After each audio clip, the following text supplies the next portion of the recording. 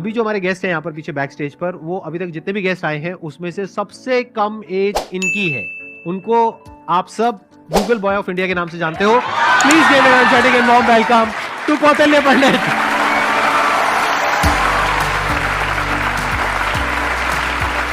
अरे अरे प्लीज बैठो। आपकी एज कितनी है पहले तो ये बता दो। तो अभी करंटली आई एम 14। 14 ईयर्स जी। आपको पता है यहाँ पर जितने भी लोग आए हैं उसमें सबसे कम एज आपकी है अभी। लेकिन सर मतलब जितने भी लोगों से अब तक मैं मिला हूँ आपकी एज के, मतलब 40-50 साल के या 30 ईयर्स के, आपके जितने भी शोज देखे हैं उनमें मेरे को तो सबसे कम उम्र के आप लगे हो। अरे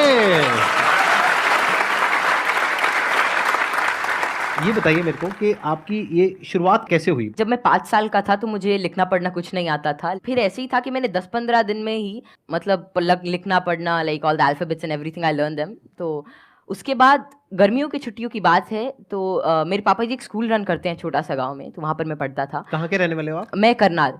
अच्छा जी। तो वहाँ पर एक जैसे हॉलिडे होमवर्क देते सबको एक जनरल कि आपको जो वर्ल्ड मैप होता है, एटलस होता है, अगर जिन जिन को अच्छा लगता है आप वो करके आना, आप मतलब उसे समझ के आना। तो फिर ये मेरे दादाजी ने कहा, फिर पापा जी ने कहा कि तो मैं भी कर सकता हूँ। तो पहले ही दिन मैंने देखा तो I got into it and I learned it. मैं उसमें सवाल पूछता गया और जितने भी मेरे कुछ भी मन में रहता तो वो सब आता गया, एंड विद इन 20 डेज और something I got used to it. और मुझे बहुत ही अच्छा लगने लगा। एंड जितना भी वर्ल्ड मैप वगैरह इस टाइप की रिगार्डिंग जितनी भी चीज़ें होती हैं, पॉलिटिक्स, इकोनॉमिक्स, वो सभी मुझे मतलब things were very easy for me. And उसी के बाद से लोग कहते गए कि नॉलेज बढ़ता गया, और तब से मतलब यही है कि सीखने का प्रयास कर रहा हूँ। कुछ भी नई चीज़ मिलती है, like currently I am a student of 11th grade, but I am learning things like astrophysics and quantum mechanics. तो I am not very into it, but I like to study it. And जितना भी मेरे से हो सकता है मैं उसके अंदर कोई नई चीज़ देखने का प्रयास करता हूँ और कोई नया सवाल पूछने की कोशिश करता हूँ, क्योंकि जितनी भी ज़्यादा क्वेरीज, जितनी भी ज़्यादा माइंड के अंदर जो भी कोई क्वेश्चन आता है, I try to get it forward, और वैसे ही सारी चीज़ें आसान होती रहती हैं। I try to delve myself deep into it, क्योंकि कोई भी फील्ड इस टाइप का, I think that they need one thing that is really important for them, that is questioning. क्योंकि जितने ज़्यादा आप अलग टाइप के क्वेश्चंस पूछते हो उतना ज़्यादा आप उस चीज़ को अच्छी तरीके से समझ सकते हो। तो वही है कि मैं अभी भी क्वेश्चंस नए ढूंढ रहा हूँ, जवाब उनके मिल ही जाएंगे। बस ये है कि जितने ज़्यादा और नए और अच्छे क्वेश्चंस मेरे पास आते गए और आते हैं, उनसे मैं आगे बढ़ने का कोशिश कर रहा हूँ। क्वांटम फिजिक्स में वेव पार्टिकल थ्योरी है जी सर। तो उसको आपने स्टडी किया होगा। हाँ, जैसे कि wave particle theory, dual nature of light and matter, वो सब, हाँ वो सब अभी धीरे धीरे मैं कर रहा हूँ। और स्पेशली अभी तो मैं एस्ट्रोफिजिक्स जो है वो ज़्यादा पढ़ रहा हूँ।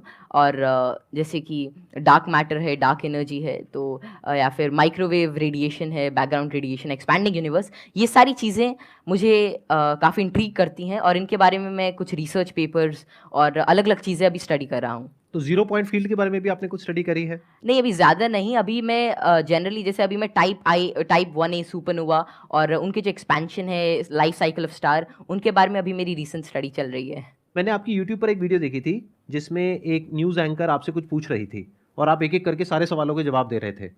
तो क्या अभी भी आप उस तरह से सवालों के जवाब दे सकते हैं? कोई भी आपसे कोई भी कैसा भी सवाल पूछेगा तो आप जवाब दे सकते हैं? क्योंकि ऐसा है कि नॉलेज तो एंडलेस है और सब कुछ तो कोई जान ही नहीं सकता। लेकिन ये है कि जितना ज़्यादा मतलब अपने सराउंडिंग्स को ऑब्जर्व करते हैं तो उतना ज़्यादा क्या है, जितना ज़्यादा आप नॉलेज ग्रहण करते रहते हैं उतना आपका माइंड एक तरह की मैग्नेट की तरह बन जाता है।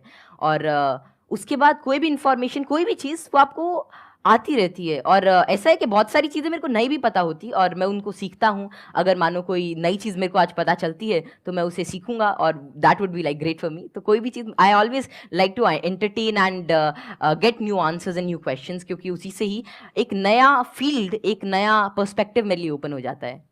एक्सेलेंट जी। तो अब एक काम करते हैं, आप में से किसी के भी माइंड में कोई भी क्वेश्चन है किसी भी तरह का तो वो आप इनसे पूछिए। मैं ये जानना चाहता हूँ कि क्या हम यूनिवर्स को जान सकते हैं कि वो कितना बड़ा है, या हम अभी तक जान पाए हैं? जी।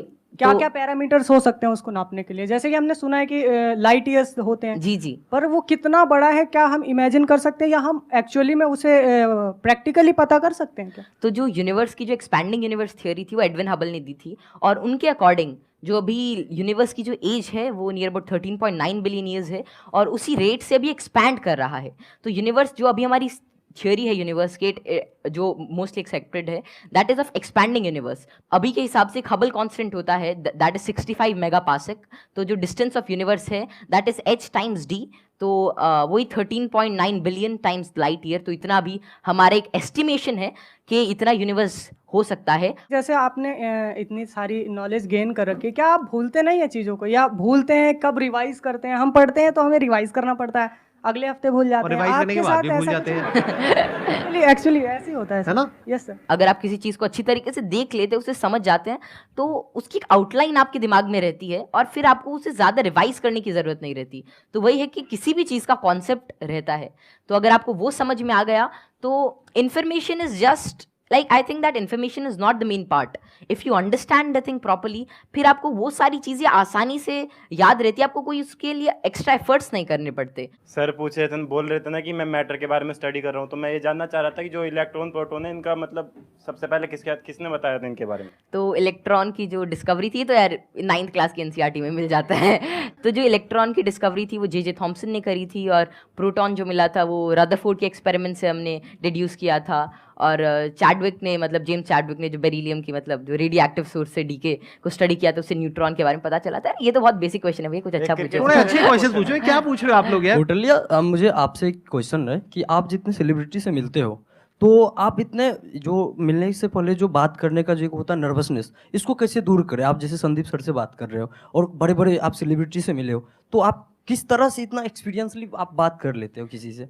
देखिए, जैसे आज मैं यही सोच के आया था कि मैं संदीप सर से मिलूंगा और उनसे बहुत कुछ सीखने को मिलेगा। तो ऐसा तो है नहीं कि संदीप सर आएंगे और मेरे से पूछेंगे चल ये बता, और फटाफट अगर कुछ गलत बताया तो एक थप्पड़ मारेंगे। ऐसा तो होगा नहीं ना।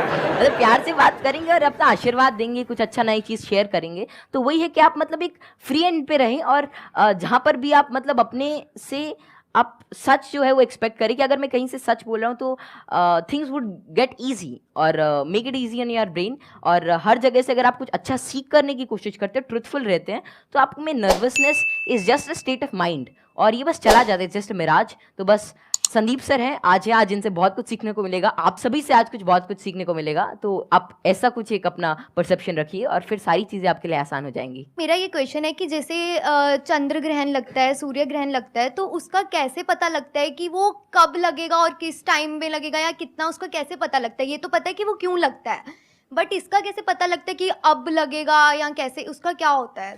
तो खैर ये जो टेक्नोलॉजी थी एस्टिमेट करने की कि कब सोलर एक्लिप्स, लूनर एक्लिप्स या कोई भी सेलेस्टियल मूवमेंट होगी, ये तो आज से मतलब कई हज़ार साल पहले ही डेड्यूस हो चुकी थी। और इसका रीज़न यही है कि ऑब्जर्वेशन से हम एवरेज टाइम निकाल सकते हैं। एक पैरेलैक्स एंगल आपने पढ़ा होगा कि उससे हम मतलब ये एवरेज स्पीड और एवरेज डिस्टेंस निकाल सकते हैं किसी भी चीज़ का, और उससे ही हम डेड्यूस कर सकते हैं कि कितना रेडियस है, कि एक साल में इतना डिस्टेंस ट्रैवल करती है। फिर एपोजी पेरेजी, फिर केपलर्स लॉ लगा के सेमी मेजर एक्सिस वगैरह निकाल के, तो उससे हम उसका डिस्टेंस यूज कर सकते हैं, और फिर टाइम पीरियड से हम we can actually deduce it. और एक नई चीज़ लूनर एक्लिप्स वगैरह के बारे में ये है कि जैसे जैसे आजकल क्या है, जो due to tidal forces moon हमसे हर साल 3 सेंटीमीटर दूर जा रहा है।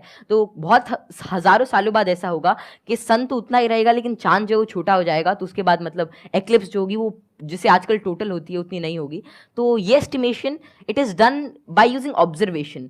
और एस्ट्रोनॉमी एक ऐसा फील्ड है जो हज़ारों सालों तक ऑब्जर्वेशन से ही चला, और बहुत सारे पुराने साइंटिस्ट जैसे केपलर, गैलीली, आर्यभट्ट, जितने भी बड़े लोग थे जो पुराने ज़माने के, वे सभी ऑब्जर्व करते थे। उनकी ऑब्जर्वेटरीज होती थी कि कैसे कैसे जो हेवनली बॉडीज़ हैं ये इंटरैक्ट कर रही हैं, कैसे कैसे ट्रैवल कर रही हैं, इनमें क्या चेंजेस हैं, और उन्हीं सभी चेंजेस को एस्टिमेट करके, उन सभी को देख के आज हमने मतलब ऐसी सारी टेक्नोलॉजी को डिड्यूस किया है कि जिससे हम कर सकते हैं, एस्टिमेट कर सकते हैं उनका टाइम पीरियड, उनका डिस्टेंस, और कैसे वे एक्ट करेंगे। Excellent ji, big round of applause for him.